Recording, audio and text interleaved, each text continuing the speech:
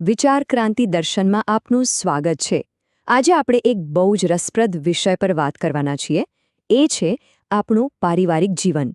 શું એ ક્યારે આપણી આત્માના વિકાસ માટે એક તક બની શકે? ચલો આજે સાથે મળીને સમજીએ કે આપણા ઘરને એક શાંતિ અને પ્રેમથી ભરેલા પવિત્ર સ્થળમાં કેવી રીતે ફેરવી શકાય। તો ચાલો શરૂઆત કરીએ। ગૃહસ્થ જીવન વિશે સામાન્ય રીતે શું વિચારવામાં આવે છે? ઘણા લોકોને લાગે છે કે પરિવાર એટલે એક બોજ, એક જવાબદારી। પણ શું એ ખરેખર સાચું છે? આજે આપણે એ જ જોવાના છીએ કે જો નજર બદલીએ તો આ જ જીવન આપણા માટે એક કેટલી મોટી તક બની શકે છે। પ્રેમ, સમજણ અને સમર્પણથી આખી વાતનો જે મુખ્ય આધાર છે એ છે તપોવન શબ્દ। તપોવન એટલે શું? એક એવી પવિત્ર જગ્યા જ્યાં ઋષિમુનિઓ શાંતિથી તપસ્યા કરતા, ખરું ને? હવે જરા વિચારો, જો આપણે આપણા ઘરને જ એક એવું શાંત અને પ્રેમથી ભરેલું સ્થળ બનાવી દઈએ તો આપણું ઘર પણ આપણી આત્માની શાંતિ માટેનું એક સાધન બની શકે। જાણે આપણું ઘર જ આપણી નાનકડી તપોભૂમિ। એટલે વાત એમ છે કે લગ્ન અને પરિવારને ખાલી એક સામાજિક જવાબદારી ન ગણવી જોઈએ। અરે, એ તો આપણા પોતાના વિકાસ માટે એક બહુ જ મોટી તક છે।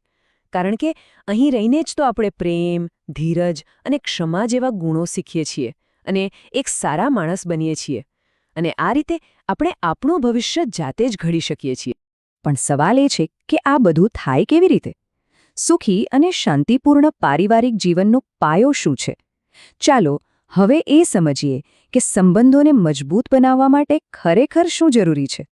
જુઓ, આ જે વિચાર છે ને એ બહુ જ ઊંડો અને મહત્વનો છે। સુખી સંબંધનો આખો સાર આમાં જ છે। આપણું ધ્યાન એના પર ના હોવું જોઈએ કે મને શું મળશે, પણ એના પર કે હું શું આપી શકું। સાચો પ્રેમ ત્યારે જ જન્મે છે જ્યારે આપણે પોતાની ખુશી કરતાં સામેવાળાની ખુશીને વધારે મહત્વ આપીએ। અને સાચું કહું ને તો આ જ સાચો ત્યાગ છે। ચાલો આ વાતને થોડી વધુ ઊંડાણથી સમજીએ। જુઓ, બાહ્ય દેખાવ હોય કે સંપત્તિ, એ તો સમય જતાં ઘટી શકે છે, બરાબર ને? પણ એવી કઈ વસ્તુ છે જે હંમેશા ટકી રહે?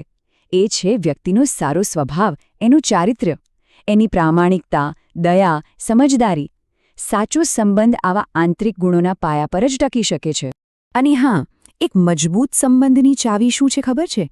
એ છે કે આપણે આપણા સાથીને બદલવાની કોશિશ છોડી દઈએ અને એના બદલે પોતાનામાં સુધારો કરવા પર ધ્યાન આપીએ। જેમ કે કદાચ આપણે આપણા ગુસ્સા પર કાબૂ રાખતા શીખીએ અથવા થોડા વધુ ધીરજવાન બનીએ। જ્યારે બંને લોકો પોતાને સુધારવાનો પ્રયત્ન કરે ને ત્યારે સંબંધ તો આપોઆપ સુધરી જાય છે।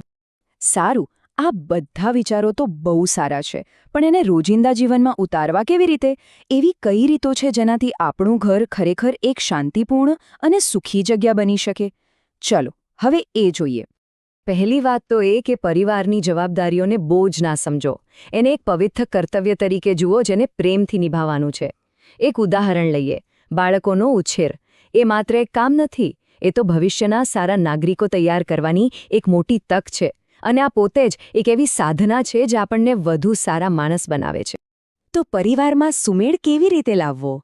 એના માટે અહીં 3 સરળ પગલાં છે। પહેલું અને સૌથી મહત્વનું, આપણા સાથી પાસેથી બિનજરૂરી અપેક્ષાઓ ઓછી કરી દો। બીજું, બદલામાં કંઈ પણ મળશે એવી આશા રાખ્યા વગર બસ પ્રેમ અને સેવાભાવથી કામ કરો। અને જ્યારે આપણે આ 2 પગલાં ભરીએ છીએ ને ત્યારે ત્રીજું પગલું એટલે કે સાચું સુખ અને શાંતિ આપોઆપ મળી જાય છે।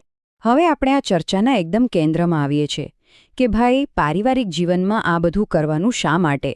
આનો મુખ્ય હેતુ શું? આ માર્ગ પર ચાલવાથી અંતે મળે શું?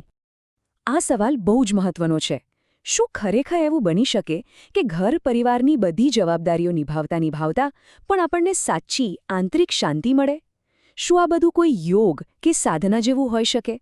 ચાલો આની પાછળનું સત્ય સમજીએ। આના માટે આપણે આપણા જીવનસાથીને ખાલી પતિ કે પત્ની તરીકે નહીં, પણ આપણી જીવનયાત્રાના એક સાચા દોસ્ત તરીકે જોવાના છે। અતૂટ ધીરજ રાખવાની છે અને નિસ્વાર્થ પ્રેમ કરવાનો છે। અને જ્યારે આપણે આપણા સંબંધોમાં આવતા પડકારોનો હિંમતથી સામનો કરીએ છીએ ને ત્યારે આપણો સંબંધ જ આપણી આત્મિક પ્રગતિનું સાધન બની જાય છે। અને આ બધું મેળવવાનો મૂળ મંત્ર શું છે? સદ્ભાવ અને સહકાર। મતલબ કે આપણે આપણા સાથીના સ્વભાવને, એના વિચારોને સમજવાની કોશિશ કરીએ અને ભલે એ આપણાથી અલગ હોય તો પણ એમને માન આપીએ જ્યારે બે લોકો એકબીજાને સમજીને સાથે ચાલે છે ત્યારે જ સાચું આધ્યાત્મિક જોડાણ શક્ય બને છે. તો અંતમાં આ એક સુંદર વિચાર સાથે આપણી વાત પૂરી કરીએ. ગૃહસ્થ જીવન એ એક એવું પવિત્ર સ્થાન છે જ્યાં બે અલગ અલગ લોકો માત્ર શરીરથી નહીં પણ મન અને આત્માથી પણ એક બની જાય છે. અને આપણા આ ઘરેલું તપોવનનું અંતિમ લક્ષ્ય પણ આ જ છે. તો આ ચર્ચાના અંતે ચાલો આપણે બધા આપણી જાતને એક સવાલ પૂછીએ. આજે હું મારા પરિવારના કોઈ સભ્ય માટે એવું કયું એક નાનું કામ કરી શકું જેનાથી એમના ચહેરા પર સ્મિત આવી જાય?